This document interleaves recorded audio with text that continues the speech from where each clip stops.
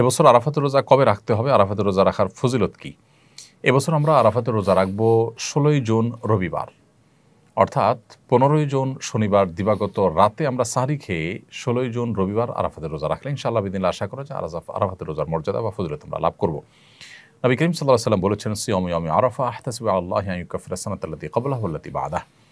অর্থাৎ আরাফাত দিনের রোজা যদি কেউ রাখেন তাহলে আল্লাহ তাআলার প্রতি আমার আশা হলো যে এর বিনিময়ে আল্লাহ তাআলা তাকে 1 বছর পূর্বের এবং 1 বছর পরের গুনাহ মাফ করে দিবেন।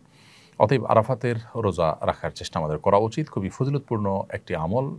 অন্য আরেকটি রোজা বা আরেকটি আমল পাওয়া যায় না যে আমলে আসলে 1 বছর পূর্বের তো বটে, 1 বছর অগ্রিম গুনাহ আল্লাহ তাআলা মাফ করবেন এবং কবিরা গুনাহগুলো থেকে অবশ্য তওবা করে মাফ চাইতে হবে, বান্দার হক আদায় করে মাফ চাইতে হবে। আর সগীরা গুনাহ আল্লাহ তাআলা এই সমস্ত আমলের মাধ্যমে মাফ করে দেবেন ইনশাআল্লাহ তাআলা। অতএব আরাফাতের রোজা রাখা আমাদের প্রত্যেকটা মানুষের চেষ্টা করা দরকার। তবে আরাফাতের রোজা আমরা 9 তারিখ জিলহজের 9 তারিখে রাখবো নাকি হাজিরা যেদিন আরাফাতে অবস্থান করেন সেদিন রাখবো, সেদিন আমাদের 8 তারিখ হলেও, এ সম্পর্কে দুটি মত আছে, আমরা বিভিন্ন সময় বলেছি এবং দুটি মতই ইজতিহাদি। তবে আমার কাছে এটি এখন পরিষ্কার যে আসলে যেই দেশে যখন জিলহজের 9 তারিখ হবে সেই দেশটিতে তখন আরাফাতের রোজা রাখাটা অধিকতর যুক্তিযুক্ত। যদিও নবী সাল্লাল্লাহু আলাইহি ওয়াসাল্লামের ভাষায় সিয়াম ইয়াউম আরাফা বলতে আরাফার দিন, আরাফার সাথে সম্বোধন করে বলেছেন, কিন্তু আসলে ইয়াউমুত তারবিয়া বলা হয় 8 তারিখকে জিলহজের, এবং ইয়াউমে আরাফা বলা হয় 9 তারিখকে, ইয়াউমুন নাহার বলা হয় 10 তারিখে। ইয়াউমুন নাহার বলতে কিন্তু সাধারণত হাজি সাহেবরা যে কোরবানি করে থাকেন সেটা তারবিয়া বলতে 8 তারিখকে বোঝানো হয় হাজি সাহেবদের। কিন্তু আমরা যখন ফিকহের কিতাবপত্রে 8 তারিখ ইয়াউমুত তারবিয়া বলি তখন 8 তারিখকে বুঝি পৃথিবীর প্রত্যেক প্রান্তের মানুষের জন্য। ঠিক একইভাবে ইয়াউমুন নাহার বলতে 10 তারিখকে বুঝি, একইভাবে ইয়াউম আরাফা বলতে 9 তারিখকে বুঝবো। তো এর বিপরীতে যে মতটি আছে যে হাজি সাহেবদের সাথে আরাফাতে অবস্থানের সাথে মিল রেখে রাখাটাই উদ্দেশ্য, যেহেতু নামকরণ করা হয়েছে ওইটা দিয়ে 9 তারিখ না বলে, তো এই মতটিকে যারা অগ্রগণ্য বলেছেন সেটিকে উড়িয়ে দেওয়া যায় না। এগুলো ফোকাহে কেরামের গবেষণা, হাদিসে যেহেতু আলাদা স্পষ্ট করে মানে এরকম বিষয়কে খোলাসা করে দেওয়া হয়নি, অতএব সম্ভাবনা দুইটারই রয়েছে। তবে 9 তারিখের, অর্থাৎ যেখানে পৃথিবীর যে দেশে যখন 9 তারিখ, সেই 9 তারিখকে আরাফাতের দিন হিসাবে গণ্য করাটা আমাদের কাছে অধিকতর শক্তিশালী মনে হয়। তারপরও কোনো কোনো বর্ণায় জিলহজের প্রথম 9 দিনই নফল রোজা রাখার কথা বলা হয়েছে। অতএব আমাদের সে আমলটা করি তাহলে তো আর বিতর্ক বা সন্দেহের ঊর্ধ্বে আমরা উঠে যেতে পারি, সেটিও আমরা চেষ্টা করতে পারি। এবং ফোকায়ে কেরাম এই জিলহজের 9 দিনের সব দিনগুলোর রোজাগুলোকেই কিন্তু তারা মুস্তাহাব উল্লেখ করেছেন। অতএব এবছর আরাফাত দিনের রোজা হিসাবে আমরা জিলহজের 9 তারিখ অর্থাৎ 16ই জুন রবিবার রোজা রাখবো ইনশাআল্লাহ তাআলা। আর যদি কেউ তার আগের দিনগুলোর সাথে মিলিয়ে রাখেন সেটা আরও ভালো, আরও প্রশংসনীয়। বরং সবগুলো দিন অর্থাৎ প্রথম 9 দিনই রোজা রাখাটা মুস্তাহাব। খুব শীঘ্রই হজের মূল কার্যক্রম শুরু হচ্ছে। হজের দিনগুলোতে হাজী সাহেবদের করণীয়গুলো এক নজরে একটু বলবেন। 8 তারিখে কিংবা 7 তারিখ সন্ধ্যায় মক্কা থেকে এহরামের কাপড় পরে, এহরামের কাপড় পরার আগে যথারীতি গোসল করে ফ্রেশ হয়ে এহরামের কাপড় পরে আমরা বাসে চড়ে মিনা চলে যাবো। হাজী সাহেবগণ সবাইকে বাসে করে মিনা নিয়ে যাওয়া হবে। মিনায় যখন আমাদেরকে নিয়ে যাওয়া হবে সেখানে 5 ওয়াক্ত নামাজ জামাতের সাথে আমরা মিনার তাঁবুতে পড়বো, আদায় করব এবং পুরো সময় জুড়ে আমরা আল্লাহ স্মরণ করব, আরাফাতের প্রস্তুতি নিব এবং পুরো দিন সেখানে আমরা অবস্থান করব। এর বাইরে বিশেষ কোনো আমল সেখানে নেই। এবং 8 তারিখ রাতে কোনো কোনো এজেন্সি বাসে করে আমাদেরকে নিয়ে যাবে আরাফাতে। সেক্ষেত্রে 5 ওয়াক্ত নামাজ বিনা যদি পড়া নাও হয় কোনো অসুবিধা নেই, 5 ওয়াক্ত নামাজ পড়াটা সুন্নাহ, 1 ওয়াক্ত কম পড়া হলেও জায়েজ আছে। আমরা রাতে চলে যেতে পারবো মিনা এই আরাফাতে। আর যদি কেউ সকালে নেয় কোনো এজেন্সি তাহলে সকালে যাবো, কোনো অসুবিধা নেই। সকালে দেরি হলে কোনো সমস্যা নেই, তবে ফজরের উপরে যাওয়াটা সুন্নাহ। 9 তারিখ সকালবেলা যাওয়াটা হলো সুন্নাহ আরাফাতে। আরাফাতে যাওয়ার পর আমরা সেখানে রেস্ট করবো, খাওয়া দাওয়া করবো, জোহর নামাজ আদায় করে এরপর দীর্ঘ সময় ধরে একেবারে সূর্য ডোবা পর্যন্ত আমরা দোয়া এবং মুনাজাতে মাশগুল থাকবো। খুতবা শুনতে পারলে খুতবা শ্রবণ করবো, জোহরের পরে খুতবা হবে, এরপর আমরা দোয়া মাশগুল থাকবো সন্ধ্যা পর্যন্ত। সন্ধ্যার পর আমরা মুজদালিফায় চলে যাব মাগরিব নামাজ না পড়ে। মুজদালিফায় গিয়ে মাগরিব এশা একসাথে পড়বো, পড়ে মুজদালিফায় আমরা রাত্রি যাপন করবো ইনশাআল্লাহ তাআলা।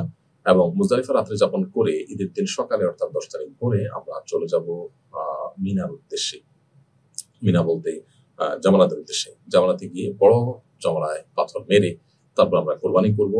কোরবানি করে মাথার চুল আমরা চাচতে পারবো, চাচবো। চাচার পর আমরা এহরামের কাপড় খুলে ফেলতে পারবো। এই পুরো সময় আমাদের তালবিয়া চলবে জামালাতে পাথর মারা আগ পর্যন্ত। লব্বাইক আল্লাহুম্মা লব্বাইক এটা চলতে থাকবে। সেই সাথে তাকবীরে তাশরিক 9 তারিখে সকাল থেকে চলতে থাকবে। আল্লাহু আকবার, আল্লাহু আকবার, লা ইলাহা ইল্লাল্লাহু আকবার, আল্লাহু আকবার, আলহামদুলিল্লাহ। এরপর আমরা হজের যে তওয়াফ আছে মক্কা এসে সেই তওয়াফ করবো। আর শরীরে যদি ক্লান্তি অনুভব হয় নিজেরা যদি হোটেলে বা অন্য কোথাও অবস্থান করি আর এই তওয়াফটা 1 দিন বা 2 দিন পরেও করি, কোনো অসুবিধা নেই। হজের তওয়াফ এটা এহরামরত অবস্থা করা জরুরি না। যদি আপনার কোরবানি হয়ে থাকে তাহলে এহরামের কাপড় আপনি খুলে ফেলতে পারেন চুল চাচার পর। এরপর আপনি হজের তওয়াফ করলেন, সাই করলেন, আপনার হজের মূল কার্যক্রমগুলো সম্পাদন হলো। পাশাপাশি 10 ঈদের দিন রাতে এবং 11তম দিবসের দিন রাতে আপনি মিনা অবস্থান করবেন এবং এই 3 রাত বা 12তম 11তম রাতেও অবস্থান করে আপনি 10তম রাতেও অবস্থান করবেন। করে 12তম দিবসে অর্থাৎ জিলহজের 12 তারিখে আপনি মিনা থেকে চাইলে মক্কা চলে আসতে পারেন জগন্নাথ পাথর মেরে। তারপরে আর যদি 12তম দিবসে আপনি থাকেন, জিলহজের 12 তারিখে থাকেন রাতে মিনাতে, তাহলে সেক্ষেত্রে 13 তারিখে সকালে আপনি দুপুর পরে আপনি পাথর মারবেন জগন্নাথে, দুপুর পরে পাথর মেরে তারপরে মক্কায় চলে আসবেন। এ হলো টোটাল হজের দিনগুলোর কার্যক্রম। তার চাইলে কেউ 12 তারিখে চলে আসতে পারে, আর যদি 12 তারিখ কেউ থাকেন রাতে সেখানে, তাহলে 13 তারিখে পাথর মেরে তাকে মক্কায় আসতে হবে। রোকসানা আক্তার, আপনি আমাদের ইউটিউব চ্যানেলে প্রশ্ন করেছেন, আমি কয়েকদিন যাবত পবিত্র অপবিত্র নিয়ে ওয়াসওয়াসায় ভুগছি। বেশিরভাগ সময় পেশাবের ক্ষেত্রে নামাজ আদায় হয়েছে বা হবে কিনা তা নিয়ে সন্দেহ হয়। এই সন্দেহ নিয়ে নামাজ পড়লে তা আদায় হবে কিনা? বোন রোকসানা, অমূলক সন্দেহকে প্রশ্রয় দেওয়া ইসলামে নিষিদ্ধ। নবী করিম সাল্লাল্লাহু আলাইহি সাল্লাম বলেছেন, তামা ইউরিবুকা ইলা মা লা ইউরিবুক, তোমার যেটা সন্দেহ সেটাকে সন্দেহহীনতার দিকে তুমি নিয়ে যাও। তবে এই ওয়াসওয়াসার রোগ এটা অনেক সময় শয়তানি থেকে হয়ে থাকে, অনেক সময় ব্ল্যাক ম্যাজিকের কারণে হয়ে থাকে, নানা রকমের সমস্যার কারণে হয়ে থাকে।